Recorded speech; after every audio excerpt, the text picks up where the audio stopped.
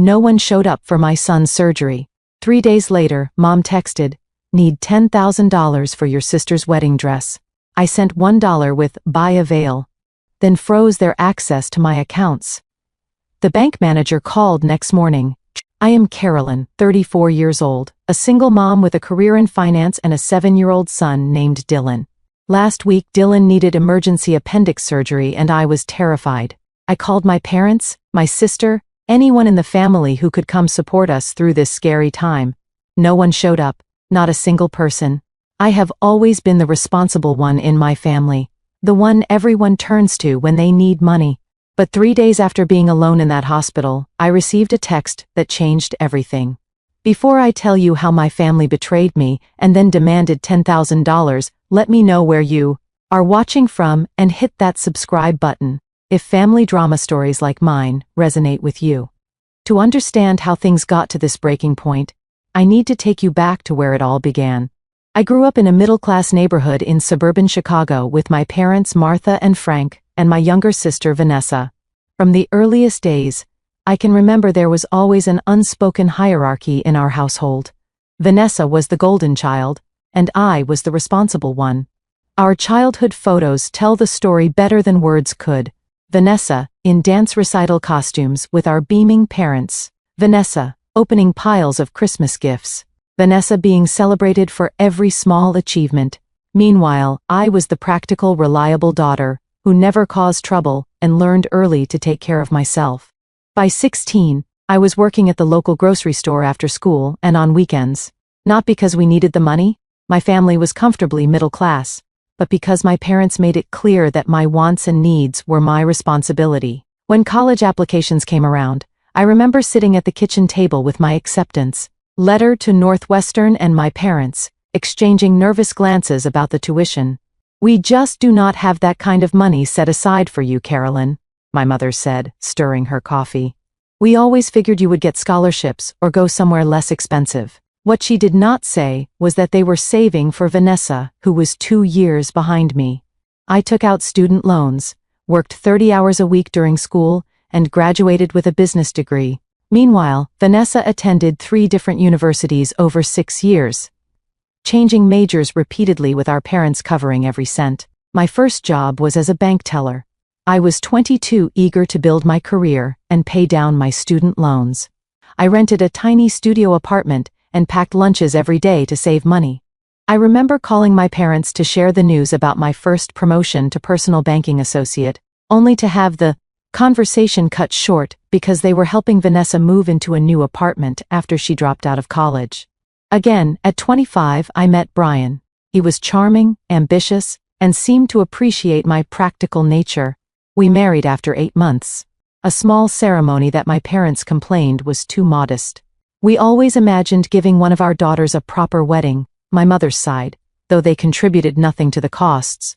Brian and I both worked hard, and within 2 years I was pregnant with Dylan. It was during my pregnancy that I received my biggest promotion yet. Financial advisor at one of the most prestigious firms in Chicago. Brian seemed supportive at first, but after Dylan was born, things changed. He worked later and later, became irritated by the baby crying, and eventually admitted he was not ready for fatherhood. By the time Dylan was 2, the divorce was finalized. Brian pays his child support on time, but has minimal involvement in Dylan's life. Every other weekend turned into once a month, then occasional holidays. I do not badmouth him to Dylan, but the reality is that I am essentially raising our son alone. Dylan is the sweetest little boy, thoughtful, curious, and remarkably resilient, despite his health issues. He was born with a minor heart murmur that requires regular checkups, and he has always been prone to respiratory infections. The medical bills have been substantial, but I have built a good career and can provide for him. What I cannot give him is an extended family that truly cares. Throughout all these years, a disturbing pattern formed with my parents and sister. They rarely called to check on us or visited unless they needed something, and increasingly, what they needed was money. First, it was my parents needing help refinancing their home after they had taken out a second mortgage to pay for Vanessa's graduate school attempt, which she abandoned after 1 semester. I helped them secure a better rate and covered the closing costs. $5,000 I had been saving for a family vacation with Dylan.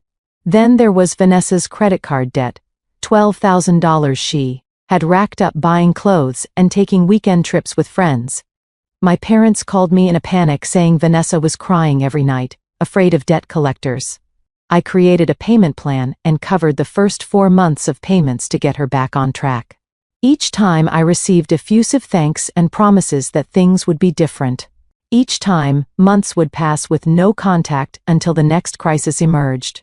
Meanwhile, when I mentioned Dylan's school achievements or health concerns, I received distracted responses or quickly changed subjects. Your sister is just going through a difficult time right now, my mother would say, whenever I expressed frustration at the one-sided relationship. Family helps family. You are just better with money, Carolyn. It has always come easy to you. Nothing about my financial stability came easy. I worked 60-hour weeks while raising a child alone. I carefully budgeted every dollar. I sacrificed vacations and new clothes and dinners out to build security for Dylan and myself. But in my family's narrative, I was simply lucky or naturally good with money, as if my success had fallen from the sky rather than being earned through years of discipline and hard work. This was the family dynamic I had reluctantly accepted. The responsible daughter who would always be expected to rescue everyone else, while receiving minimal emotional support in return. I had set some boundaries over the years, but nothing prepared me for what happened after Dylan's surgery. Last Wednesday started like any ordinary school day. I was making Dylan's lunch, turkey sandwich with the crusts cut off apple slices, and a small cookie when he came into the kitchen, clutching his stomach. "Mommy, my tummy really hurts," he said, his face pale and pinched with pain. At first, I thought it might be a stomach bug. There had been one going around his second-grade class. I felt his forehead, no fever, and gave him some water. But within 20 minutes, he was curled up on the couch, crying and saying, the pain was getting worse now, concentrated on his right side. Alarm bells went off in my head. Right side abdominal pain, appendicitis. I did not hesitate. I called my boss to let her know I had a family emergency, scooped up Dylan, and drove straight to the emergency room. The triage nurse took one look at Dylan and immediately brought us back. Within an hour, a doctor confirmed my fears: acute appendicitis. Dylan needed emergency surgery to remove his appendix before it ruptured. We need to operate within the next 2 hours, the surgeon Dr. Bennett explained. The good news is, this is a common procedure, but he will need to stay in the hospital for at least 2 days afterward to monitor for infection. As they prepared to take Dylan for pre-op testing, I stepped into the hallway and called my mother. My hands were shaking so badly I could barely hold the phone. "Mom," I said when she answered, "Dylan has appendicitis. We are at Memorial Hospital. They are prepping him for emergency surgery right now. I am really scared. Can you and Dad come?" There was a pause. "Oh, honey, today I have my standing hair appointment at 11 and your father was going to clean the gutters." I closed my eyes, trying to steady my breathing. "Mom, your grandson is having emergency surgery. The hair appointment can wait." "Well, let me talk to your father and see what we can do," she said, sounding put out. "What time is the surgery?" "They said within the next 2 hours." "Please hurry. We will see what we can do, Carolyn. Do not be so dramatic. Appendectomies are routine these days." I ended the call and immediately dialed Vanessa. It went to voicemail. I sent a text explaining the situation and asking her to come to the hospital if she could. Then I returned to Dylan's side, forcing a call expression I did not feel. The next few hours were a blur. Dylan was taken for surgery, and I was directed to a waiting area. I sat alone watching other families support each other in groups of 2, 3, 4 people. Husbands comforting wives, grandparents distracting siblings with games and snacks. And there I was, checking my phone every 5 minutes hoping for some response from my family. After an hour my mother texted, "Let us know when he is out of surgery. Your father has a backache today, so driving would be difficult." Nothing from Vanessa. A kind nurse named Janet noticed me sitting alone and brought me a cup of coffee. "Is someone coming to sit with you, Honorable?" she asked.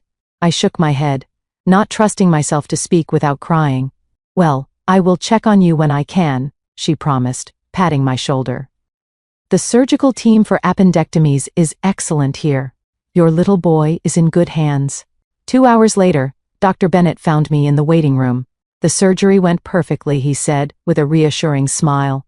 We caught it before it ruptured. Dylan is in recovery now, and you can see him in about 20 minutes. The relief was overwhelming. I thanked him profusely, then immediately texted my parents and Vanessa with the good news. My mother responded with a thumbs up emoji. My father sent great news. Tell the little guy we love him. Vanessa finally responded an hour later. Glad he is okay. Not one of them asked if I needed anything or if they could visit. Dylan was groggy when I first saw him in recovery. His small body looked so vulnerable in the hospital bed connected to N4 and monitoring equipment. When his eyes fluttered open and he weakly said, "Mommy, I nearly broke down." "I am right here, sweetheart," I assured him, holding his hand. "The doctor fixed your tummy. You were so brave." He looked around the room. "Is Grandma here, or Grandpa?" I swallowed hard. "Not right now, buddy. They sent their love, though. They are so proud of how brave you have been." "Will they come tomorrow?" he asked before drifting back to sleep. "Maybe," I said, though. I already knew the answer. The next 2 days were exhausting. I slept in a recliner next to Dylan's bed, waking whenever he did. I worked remotely on my laptop during his naps, trying to keep up with my most urgent client matters. The hospital Wi-Fi was spotty, and I had to step into the hallway for client calls, constantly worrying about being away from Dylan even for 15 minutes. I sent regular updates to my family with photos of Dylan's recovery. The responses grew briefer. My mother asked if I would be able to join them for Sunday dinner that weekend. Vanessa sent a meme about hospitals. My father did not respond at all. No one visited, no flowers arrived, no offers to bring food or sit with Dylan so I could shower or get fresh air. By Friday afternoon, when Dylan was discharged, my resentment had hardened into something cold and solid in my chest. As I helped my son carefully into the car, mindful of his incision site, I made a silent promise to myself that something would have to change. At home, I settled Dylan on the couch with his favorite stuffed dinosaur and a Disney movie. I ordered pizza delivery for dinner, a special treat, and sat beside him stroking his hair as he dozed off and on, still weak from the surgery and medication. "Mommy?" he asked during a quiet moment. "Are Grandma and Grandpa mad at me?" "No, sweetie," I said, my heart breaking. "Why would you think that?"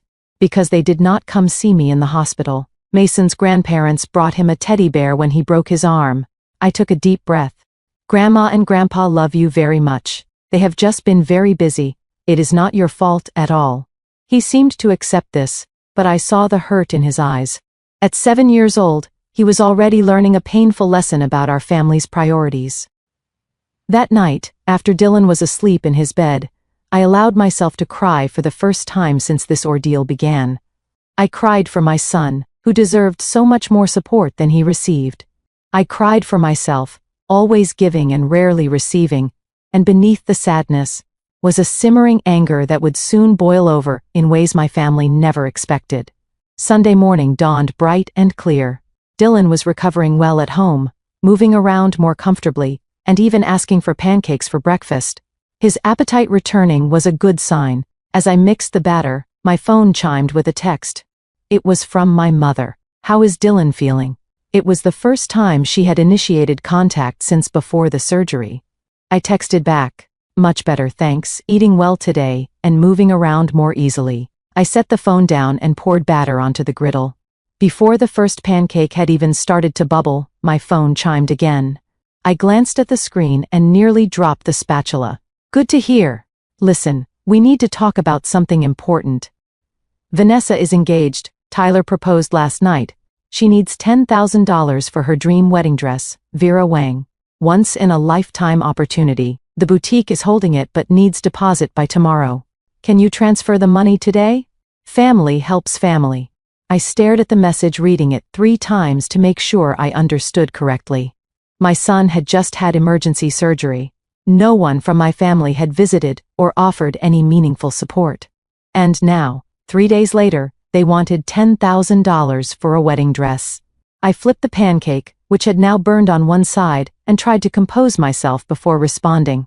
My first instinct was to fire back an angry message, But Dylan was sitting at the kitchen island, watching me with curious eyes. "Is that Grandma?" he asked, hopefully. "Yes, buddy," she says hi.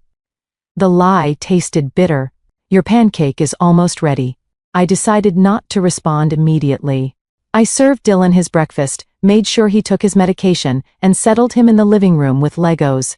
Then I returned to my phone, which had accumulated 3 more messages. From Mom, "Did you see my text about Vanessa's dress? They need an answer today." From Dad, "Your mother told you about the dress Vanessa found, the one. 10,000. I know it sounds like a lot, but this is her special day. Call us."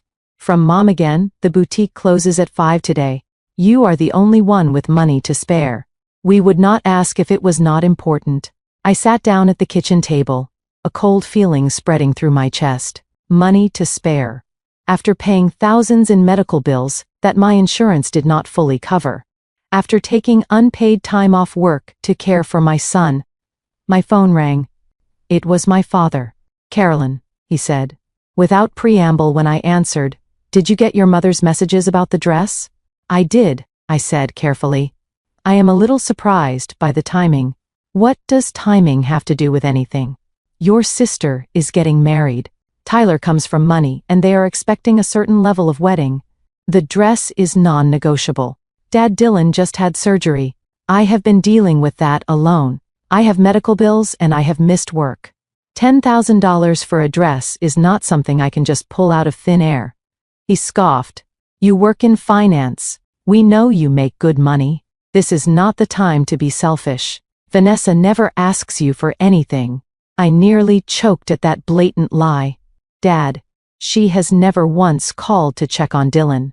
Not once during his hospital stay. Did she even tell you he had surgery? We have all been busy. Tyler's parents are planning an engagement party, and there has been a lot to coordinate. This dress is a limited opportunity. Vanessa tried it on yesterday, and it is perfect. She deserves this."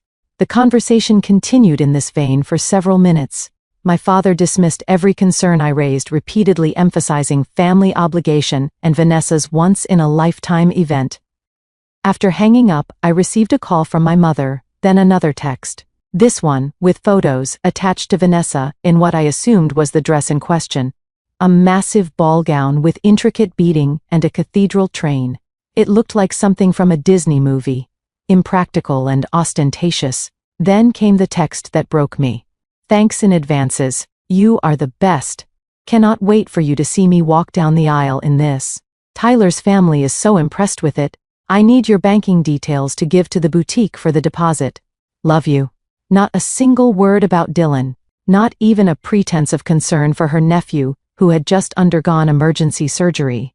I sat at my kitchen table staring at the phone, and something inside me shifted.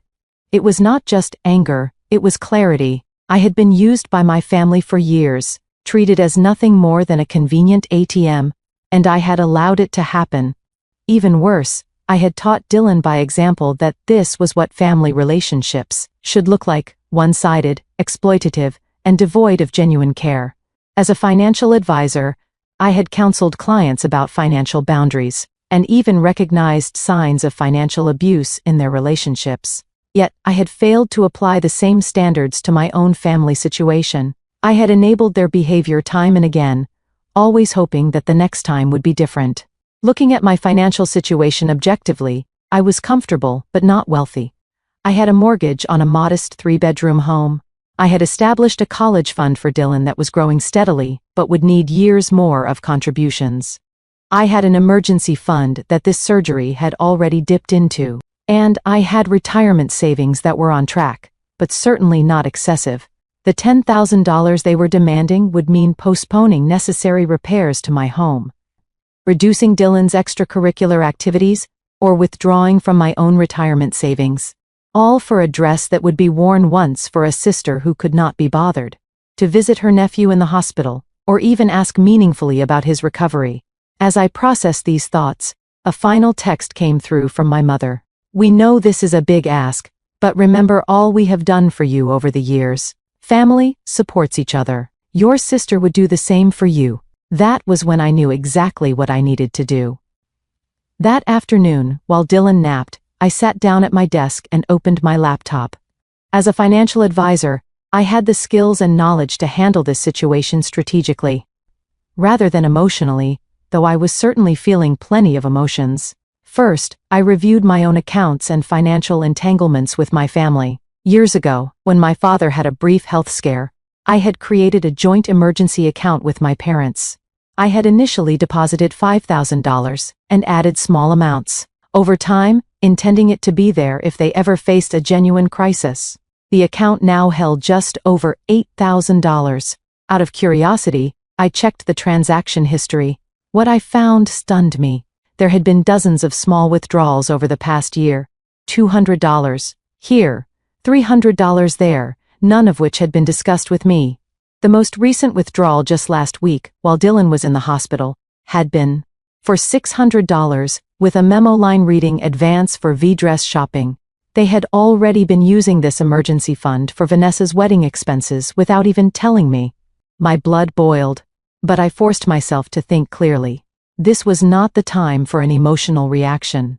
This was the time for setting firm boundaries. During my training as a financial advisor, I had attended a seminar on financial abuse and exploitation. The instructor had emphasized that financial boundaries once violated needed to be re-established decisively and completely. Half measures only invited further exploitation. I picked up my phone and called Robert, the manager at my bank branch, who had become something of a mentor to me over the years. "Carolyn," he greeted me warmly. "How is Dylan doing? I heard about his appendix." At least, someone had been paying attention to my family crisis. I updated him briefly on Dylan's recovery, then explained why I was calling. "I need to make some changes to my accounts, particularly regarding authorized access, and I would like your advice on the best way to handle this situation." I laid out the basics: the joint emergency account, the unauthorized withdrawals, and the current demand for $10,000. Robert listened, without interrupting. "Unfortunately, this type of family financial entanglement is more common than you might think," he said when I finished. "The good news is, we can take steps immediately to protect your assets." With Robert's guidance, I spent the next hour creating a comprehensive plan. First, I would freeze the joint emergency account so no further withdrawals could be made without my in-person authorization. Second, I would establish a new separate college fund for Dylan, with ironclad protections that would make it impossible for anyone but him to access the money, and only for educational purposes. Third, I would document the history of financial requests and contributions to create a clear record of the pattern of behavior. Fourth, I would send a token response to make my position clear before they attempted to access the emergency fund again. "Are you sure about this last part?" Robert asked when I explained what I planned to do. "It might escalate the situation." "I am sure," I said firmly. "This has been building for years. If I do not make a clear statement now, nothing will change." After ending the call with Robert, I logged into my banking app. I initiated a $1 transfer to my sister's account with a memo line that read, "Buy a veil. This is all you get after abandoning Dylan." Then I completed the paperwork to freeze access to the emergency account and changed all the permissions. I also transferred the remaining balance to a new account in my name, only except for $100 I left behind. I set up the new educational trust for Dylan with the strictest controls available. No one, not my parents, not Vanessa, not even me, would be able to withdraw that money for anything other than educational expenses. It was now completely protected. As I worked, I felt a strange mix of emotions. There was anger, certainly, but also a growing sense of empowerment. For years I had accepted my assigned role in the family, the responsible one, the provider, the ATM. For the first time I was taking control of my own financial boundaries, and by extension, my relationship with my family. I knew there would be backlash. My mother would cry and accuse me of being selfish. My father would make veiled threats about family loyalty. Vanessa would alternate between sweet-talking and vicious accusations. I had seen this pattern before whenever I attempted even minor boundary setting, but this time would be different. This time, I had concrete protection in place. This time I was thinking not just of myself, but of the example I was setting for Dylan. What kind of relationships did I want him to accept as normal? What kind of treatment did I want him to believe he deserved? As I finalized the last details, I heard Dylan calling for me from his bedroom. I closed my laptop, took a deep breath, and went to check on my son. Whatever storm was coming, I was prepared to weather it for both our sakes. Monday morning arrived with the predicted storm. I had just dropped Dylan off at school. He had insisted he felt well enough to go, though I made arrangements with his teacher for limited activity and arrived at my office when my phone exploded with notifications. 6 missed calls from my mother, 4 from my father, 12 text messages from Vanessa, 2 voicemails. I settled at my desk and steeled myself before checking the first voicemail. It was my mother, her voice tearful and frantic. "Carolyn Elizabeth, what is the meaning of this $1? Is this some kind of joke? The boutique needs the deposit by noon today, or Vanessa loses the dress. Call me immediately." The second voicemail was even more emotional. "I do not know what kind of game you are playing, but this is your sister's future happiness at stake. We raised you better than this. Your father is furious. Fix this mistake right now." The text messages ranged from Vanessa's initial confusion. "Hey sis, there must be some mistake with the transfer to sweet talking. Please Carolyn, you know how much this means to me," to outright hostility. "You have always been jealous of beaming. If you ruin this for me, I will never forgive you." I put my phone on silent and tried to focus on work, but by 10:30, my assistant knocked on my door. "Carolyn, your mother is here. She seems very upset. Should I send her in or tell her you are in a meeting?" I sighed. I had expected this though, not quite so quickly. "Send her in please." "And Lauren?" "No interruptions for the next 20 minutes, regardless of what you might hear." My assistant nodded, her expression sympathetic, but curious. A moment later, my mother burst into the office, her face blotchy with tears and anger. She did not bother with a greeting. "What have you done to the emergency account? Your father tried to withdraw the money for Vanessa's dress deposit, and the teller said it was frozen. Then we discovered you emptied it, except for $100. This is not just your money, Carolyn." I remained seated, keeping my voice calm and professional. "That account was created by me for genuine emergencies, not for wedding dresses, not for the regular withdrawals you and Dad have been making without my knowledge or consent. We are your parents. We do not need your consent to use family money." "It is not family money, Mom. It is my money that I earned and set aside in case you or Dad had a health crisis or some other genuine emergency. Over the past year you have withdrawn nearly $4,000 in small amounts without once mentioning it to me." She waved her hand dismissively. "Small expenses, nothing worth bothering you about. But this dress is important, Carolyn. The boutique will not hold it past noon. Vanessa is devastated. Dylan had emergency surgery last week," I said quietly. "None of you bothered to visit him or offer any meaningful support. He asked me if his grandparents were mad at him because they did not come to the hospital." For a brief moment, I saw a flicker of shame cross my mother's face.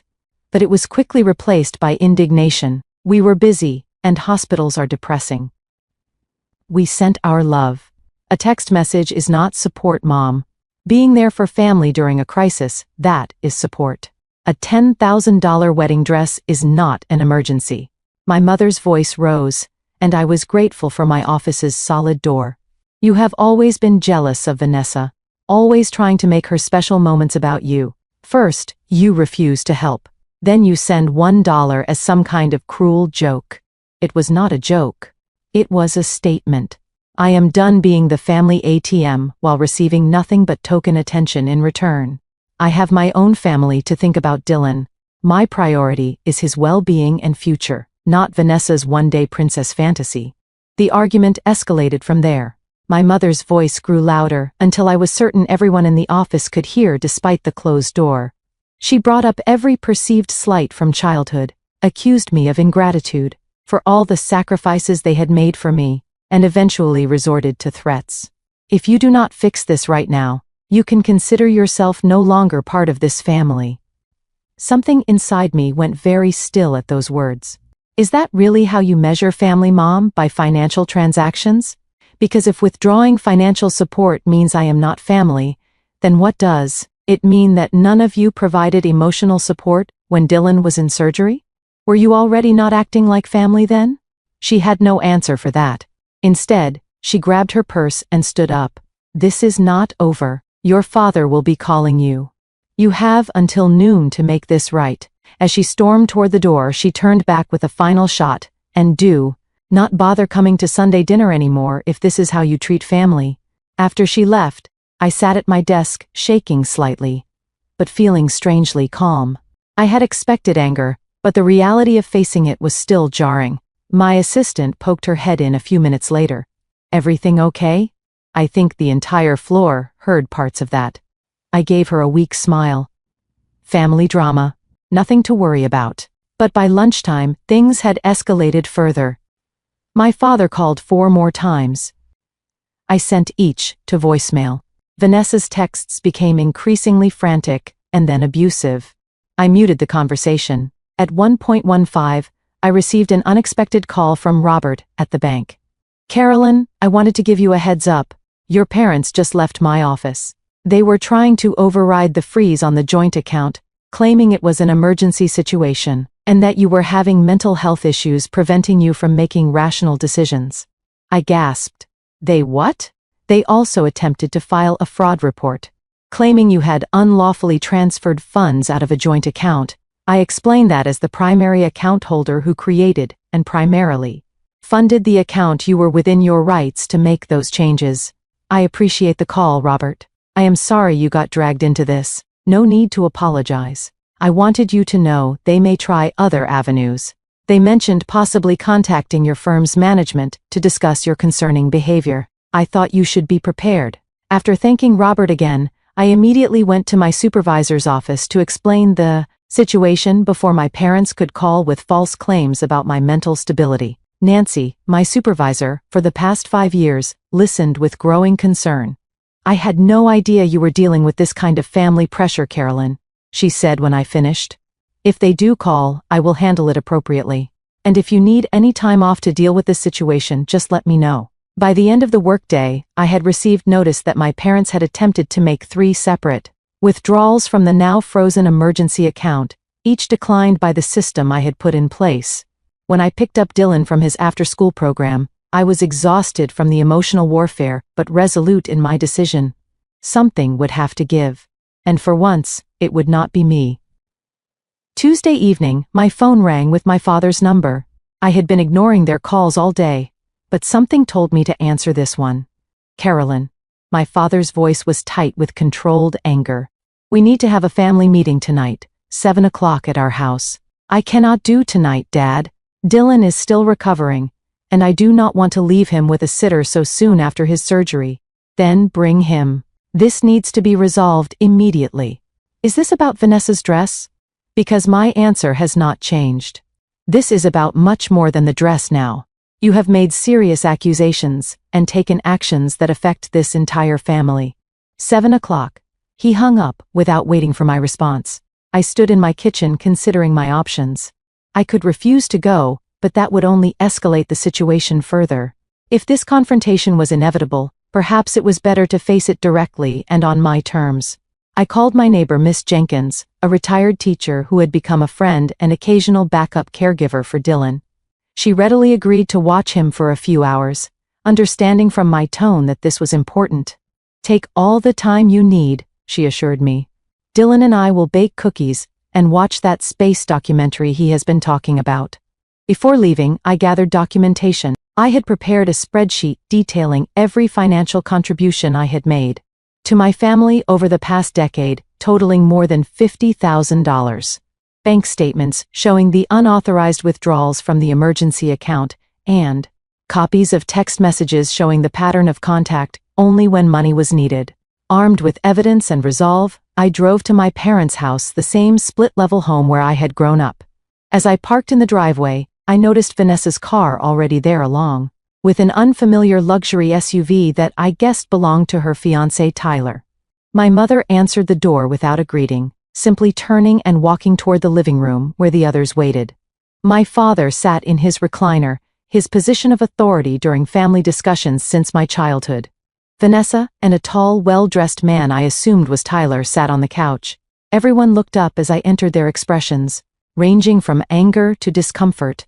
Sit down, my father instructed, pointing to a dining chair that had been placed opposite everyone else. the hot seat. I remained standing. Before we start, I want to be clear about something.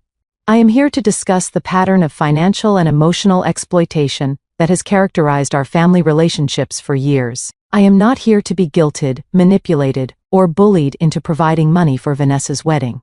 Exploited, Vanessa stood up, her face flushed. Are you serious right now? Just because I asked for help with my wedding dress? This is not about just the dress, Vanessa. This is about years of one-sided support about the fact that none of you showed up when Dylan was in surgery, and about the unauthorized withdrawals from the emergency account I established. What unauthorized withdrawals? Tyler spoke for the first time, looking confused. What emergency account? I realized in that moment that Vanessa's fiancé likely had no idea about the family's financial dynamics. This was confirmed when my mother quickly interjected. That is not relevant to the current discussion, Tyler. We are here to talk about Carolyn's refusal to help with wedding expenses. I addressed Tyler directly. I created an emergency fund for my parents years ago. Without my knowledge, they have been making regular withdrawals, including funds for Vanessa's wedding preparations. When I discovered this and froze the account, they tried to claim I was mentally unstable to the bank manager. Tyler's eyebrows shot up, and he turned to look at Vanessa. Is this true?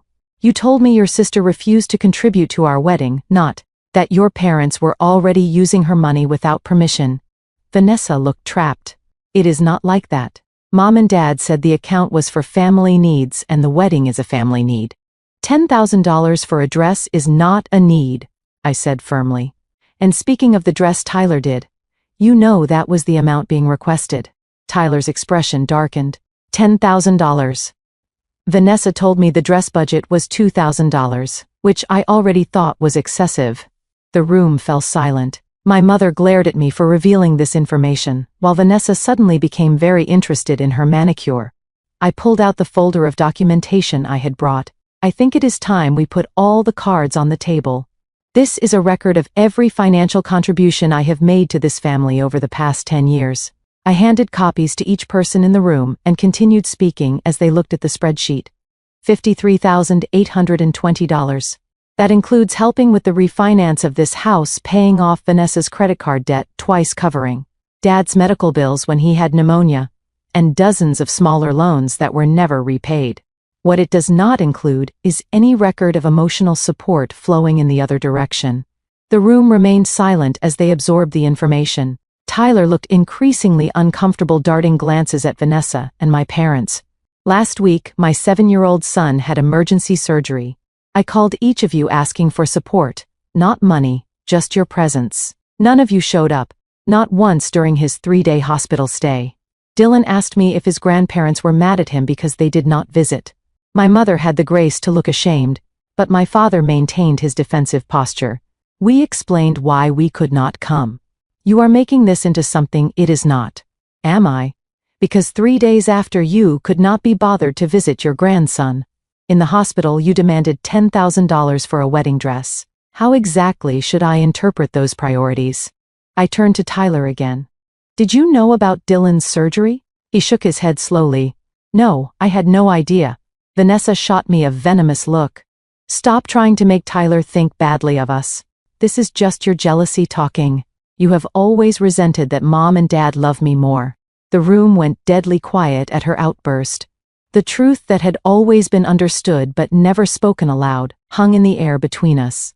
My father cleared his throat uncomfortably. Vanessa, that is not true. We love both our daughters equally. But the damage was done. Tyler was now looking at his fiancée with new eyes, and my mother could not meet my gaze. I took a deep breath and delivered the speech I had been preparing since Sunday. Family means showing up for each other. It means celebrating successes and providing support during crises. It means care flows in both directions, not just one way. For years I have been the one expected to give. Financially, emotionally, practically, while receiving token acknowledgement in return. That ends today. I am not cutting contact with this family.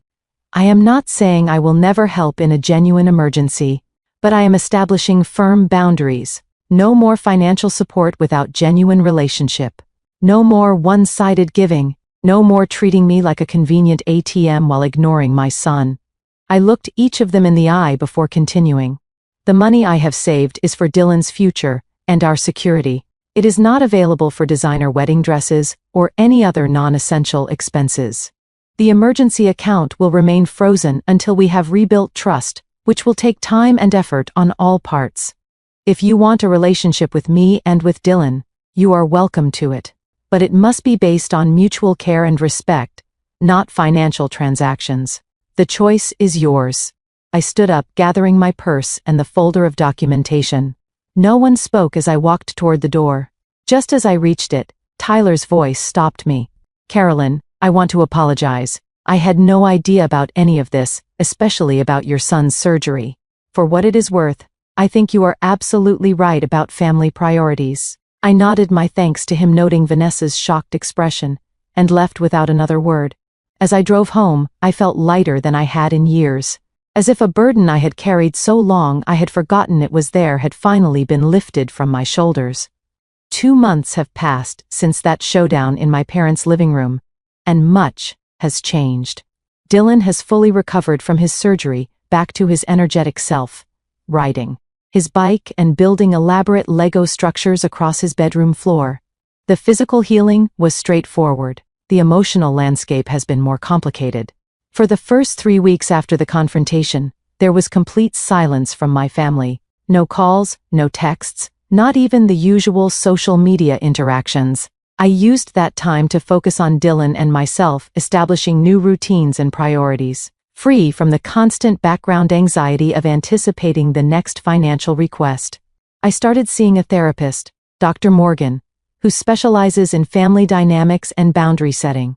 Our weekly sessions have helped me recognize patterns I had normalized for so long: the subtle manipulation techniques, the emotional withholding, the implied obligations that were never reciprocated.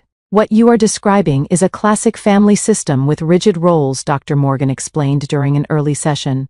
You were assigned the role of provider and fixer, while your sister was given the role of being taken care of. Breaking out of these roles threatens the entire system, which is why the backlash was so severe. With her guidance, I have been working on maintaining my boundaries while processing the grief of losing the family relationship I had always hoped for, but never truly had. It has not been easy, but it has been necessary. The financial freedom has been unexpectedly liberating. Without the constant drain of family emergencies, I have been able to plan a summer vacation. For Dylan and me, our first real vacation that was not just visiting relatives. We are going to spend a week at a beach resort with swimming pools and kids' activities. Dylan talks about it constantly. His excitement, a daily reminder that I made the right decision. I also started the home renovation project I had been postponing for years.